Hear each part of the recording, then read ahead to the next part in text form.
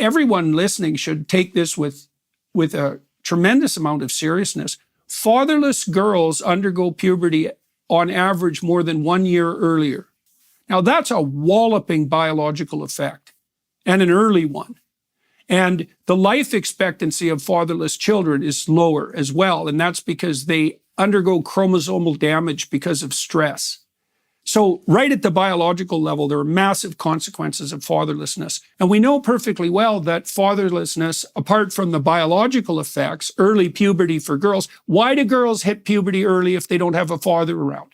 Well, how about so they become sexually attractive earlier so that a man shows up?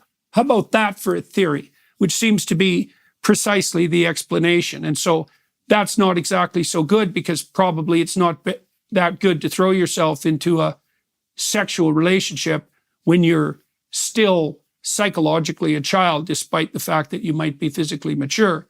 So that's quite the catastrophe. And fatherless boys are much more likely to be in prison. They're much more likely to drop out of school. They're much less likely to attain gainful employment.